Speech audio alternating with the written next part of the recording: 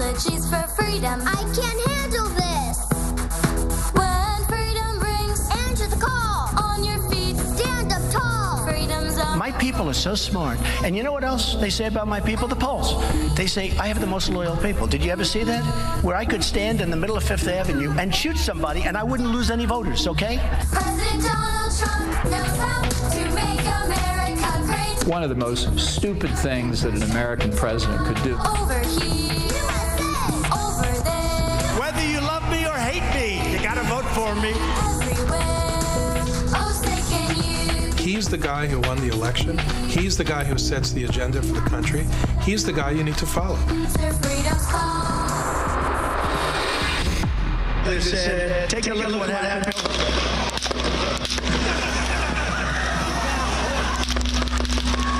האירוע ששינה לעת עתה את עלילת מסע הבחירות בארצות הברית. דונלד טראמפ השנוי במחלוקת, אאוט. דונלד טראמפ הקורבן והגאון הפוליטי, אין. בכל גרסה טראמפ מוביל בסקרים, ובעוד 113 ימים ייתכן שיעלה לבמה לשאת את נאום הניצחון. אם כן, טראמפ יחזור לחדר הסגלגל. שם קיבל החלטות דרמטיות, המשפיעות גם על חיינו כאן בארץ הקודש. אם ינצח, איך טראמפ יתייחס אלינו ולנושאים הקרובים לליבנו? האם מה שהיה כלפי ישראל, גם מה שיהיה? יצאנו לדרך לארצות הברית לפגוש את אלה שעבדו עם טראמפ, שעבדו בממשל, ולבדוק איתם איך הולך להיראות העתיד הקרוב, עם טראמפ כנשיא ה-47 של ארצות הברית.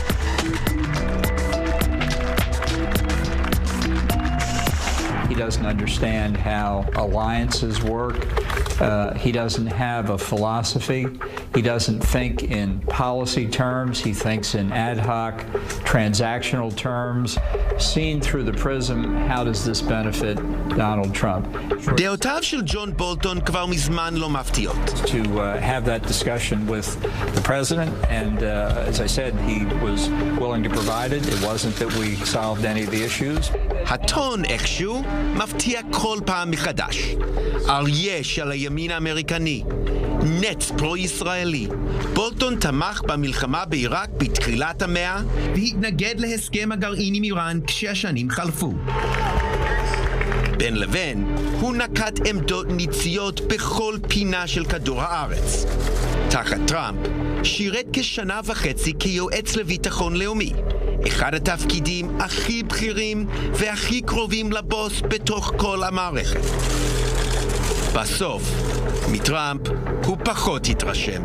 I don't think he's fit to be president. I don't think he understands enough, certainly in the national security space, about what America's national interests are. לקנת מרקוס הנושא הישראלי גם קרוב לליבו. In the United States, as in Israel, we might have different opinions. We are all one people. בתפקידו במשרד החינוך תחת טראמפ, מרקוס התמקד דווקא בנושא ההפגנות האנטי-ישראליות בקמפוסים, שנים לפני שפרצו לכותרות. To see what happened on October 7 was absolutely one of the most horrifying days of my life. But then to see how so many Americans, especially on college campuses, have responded to the atrocities, to the anti-Israel genocides, this has been absolutely worse. We demand divestment. We will not be moved unless by force. גישתו הייתה ונשארת שנויה במחלוקת. ליזום תביעות וחקירות נגד אוניברסיטאות על סמך המצבים בקמפוסים שלהם. We try to create as much space as possible for a wide range of views and perspectives, even of views that are objectionable, offensive, hateful. אם טראמפ יקרא לו שוב בכהונה שנייה, מרקוס יתעניין. I would say that there was probably a greater tolerance for boldness in policy making during the Trump administration than in prior administrations, and that this came from the White House and had a lot to do with who the president was. He's very smart, he's very direct, he's very frank, he listens to a lot of people, which is a good thing, right? People always criticize he listens to too many people. It's a lot of people with good ideas, and he synthesizes the information and makes the decision. He's not afraid to wear his heart on his sleeve. He's not afraid to say things that make people uncomfortable. ייתכן שג'ייסון גרינבלט מוכר לישראלים. בממשל טראמפ היה לו את התיק הישראלי-פלסטיני. היה גם מעורב בבניית הסכמי אברהם. הגיע לבית הלבן אחרי היכרות עם טראמפ של 23 שנים כעורך דינו. גרינבלט מוכן לגבות את טראמפ עד לנקודה מסוימת. He's the same guy that I always knew in every interaction that I had with him, and he's a guy that I respect, even if he speaks differently than I would want to speak, or that I'd want to teach my kids to speak. I'm a very innocent man. כשדונלד טראמפ ירד במדרגות הנאות לתוך המגרש הפוליטי אז ב-2015, הוא שבר את הכלים בתוך המפלגה הרפובליקנית. שם נהנו מקונצנזוס פחות או יותר סביב סדר יום שמרני ובמידה מסוימת גם סביב טמפרמנט שמרני. And I think it's just a disgrace. אחרי 9 שנים האליטה הרפובליקנית התרגלה לטראמפ, אבל המתח בתוכה עדיין קיים. יש את שאלת הטמפרמנט של טראמפ, יחד עם השאלה של נאמנותו לסדר היום השמרני. האם הרצון לייצג את מעמד הפועלים הנשכח מצדיק את השינויים שהוא חולל במפלגה? And we'll keep fighting, we'll fight till the end and we'll win, because our country's gone to hell. We don't have the same country anymore. We have a divided mess. We're a nation in decline, serious decline. Millions and millions of people pouring into our country right now, from prisons and from mental institutions, terrorists. There is a part of the Israeli public that identifies emotionally with the Maga movement and in the way that movement looks at the elite. What do you say to those voters? Well, I'd say this. My father was a firefighter for the city of Baltimore. My mother was the housewife. I'm the first person in my family to go to college. So I understand what blue-collar life in America is all about. And I'm telling you, Donald Trump is a threat to that way of life, not a supporter of it. No collusion. No collusion. There's been absolutely no collusion. לישראלי הממוצע יש פחות עניין בקרב בתוך המפלגה הרפובליקנית בין שוחרי השוק החופשי ושוחרי מעמד הפועלים. לישראלי הממוצע, הסיפור של דונלד טראמפ מובן מאליו. טראמפ טוב ליהודים. האם האומץ של טראמפ מוביל להחלטות אמיצות למען ישראל? או האם אי היציבות במדיניות של טראמפ עלולה להוביל לתהום? It seems to me that if you're evaluating the campaign of someone who has already served as president, you have to look at their record. President Trump recognized Jerusalem as the capital of Israel, established a U.S. embassy in Jerusalem, established the Abrahamic Accords, made great strides with respect to the Golan Heights and elsewhere. I don't think we've had any U.S. president who has been as good as President Donald Trump. Only experience will prove this out one way or the other. I'll just say I was with him for 17 months and came away with the firm conclusion that he had no North Star other than what benefits Donald Trump. So how could it be that a president with that record, many Israelis will say, is someone that they shouldn't want back in the White House, just down the road from where we're sitting? Every one of those decisions can be justified for the political benefit that came to Donald Trump.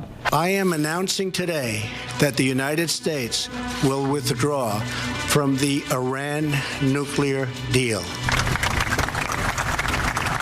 Today I am taking historic action to promote Israel's ability to defend itself and really to have a very powerful, very strong national security, which they're entitled to have. It is time to officially recognize Jerusalem as the capital of Israel. Thank you, President Trump. Thank you for your leadership. Thank you for your friendship. And thank you for all you have done. For our country and for our children, the best is yet to come.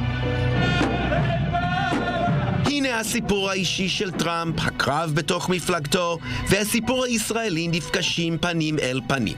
Sometimes he absorbed information from people that we thought were harmful. For example, President Abbas made it seem like this is before he cut us off, before the Jerusalem recognition by President Trump. President Abbas made it seem like, oh, it's all Israel's fault and we're ready to sign and we could do a really great deal. And President Abbas, despite what people think, carries himself as a statesman. So when he's sitting with President Trump and telling his story, he's a very good salesman, President Abbas. So it was also our job to explain the broader situation with the Palestinians. I'm committed to working with Israel and the Palestinians to reach an agreement. He told me the story of when he met with Mahmoud Abbas. He came away convinced that Abbas really did want peace and that Bibi Netanyahu didn't. That Bibi Netanyahu didn't want peace? Not as much as Abbas. So that, if it turns out that Trump is reelected, I'm not sure people in Israel should count on him being as favorable toward Israel as he was in the first term. בולטון גם סיפר איך טראמפ כמעט נפגש עם מוחמד ג'וואד זריף, שר החוץ דאז של איראן. Late August of 2019, we attended the G7 summit in Biarritz, France. Trump called me up to his hotel suite, and along with Mick Mulvaney, then the chief of staff, and Jared Kushner, he said Macron had said he had Javad Zarif in a villa somewhere in Biarritz, and that he had invited Trump to meet with him. And what are you feeling and thinking at that moment? That what I turned out to be the case, that I was on the verge of resigning. But Trump said, so what should we do? And I made the argument he should not meet with Javad Zarif for a lot of very good reasons. Mulvaney, to his credit, agreed, and Jared Kushner said, no, you should meet with him. Now, at the same time, Bibi Netanyahu was trying to get in touch with Trump, and Jared was intercepting the call. Jared was stopping Netanyahu? That's correct. Contacting Trump to tell Trump not to meet with the foreign minister in Iran? That's correct. And Jared said, no, you should meet with him. Maybe you can make a deal. So help me God. So help me God. Congratulations. מעל הכל, ברמה האישית, לאנשי ימין יש את הדילמה הקלאסית בתחום. האם להשפיע מבפנים או מבחוץ? האם להיכנס לשירות הציבורי כדי לשים את החותם על ההחלטות עצמן? Those opposed say no. או האם חשוב יותר להיות עצמאי מבחוץ, כדי להגיד את האני מאמין שלך ולהשאיר חותם על השיח הציבורי. In the event that I were given an opportunity to have greater impact by serving in a presidential administration, well, I tend to say yes to public service opportunities, provided that they are ones in which I think that I can make a difference for the United States. At some point, your own integrity has to tell you that you're not serving the country anymore, you're serving only your own ambition. And that's not a reason to be in the room. Best not make any more threats to the United States. They will be met with fire and fury like the world has never seen. דונלד טראמפ בנה מותג פוליטי על הלא צפוי. מה הוא יגיד? מה הוא יחליט? מה הוא יעשה? הלא צפוי הוציא את ג'ון בולטון החוצה. הלא צפוי גם הכניס את קנת מרקוס פנימה. הבולדנס, האומץ להגיע להישגים גדולים. לפי סקרים, הציבור הישראלי מאמין בלא צפוי של טראמפ. Thank you, Mr. President. מאמין ששוב יוביל לתוצאות טובות. יותר עם מרקוס וגרינבלט, פחות עם בולטון.